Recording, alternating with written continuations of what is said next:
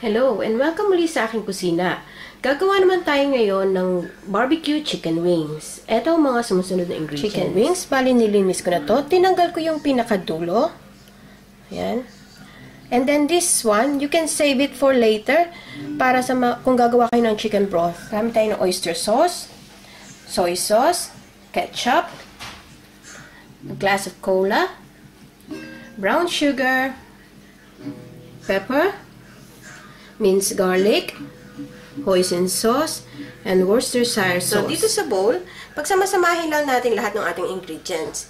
Yung Worcestershire sauce, yung brown sugar, oyster sauce,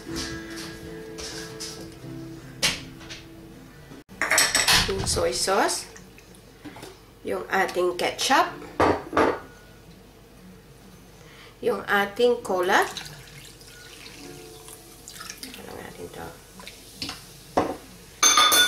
and yung ating hoisin sauce, minced garlic, and then i-mix lang natin to. So I just wash my hand. Kamayin na natin para mas madali, para alam nating covered lahat ng ating chicken. So tuloy lang natin to.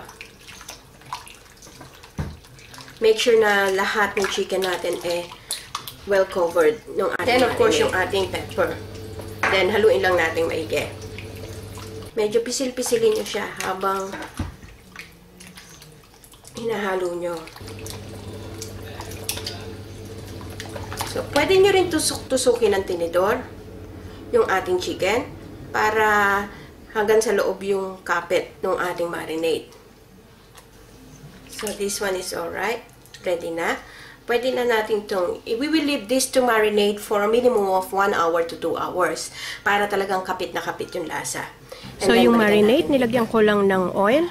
Ito yung pambabrush natin sa chicken. So, ito na ang ating chicken barbecue. Brushan lang natin yung ating, yung pinagmarinatan na nilagyan ng oil. Brushan lang natin. So, both sides. Tapos, turn over lang natin later. Almost cooked na yung ating chicken barbecue. So, pwede na ito. So, ito na ang ating finished product. Ready to tuck in. Masarap itong isaw-saw sa pinakurat na suka. So, eto na. Party-party na. So, sa susunod kong video, magkita-kita ulit tayo. Salamat. Bye!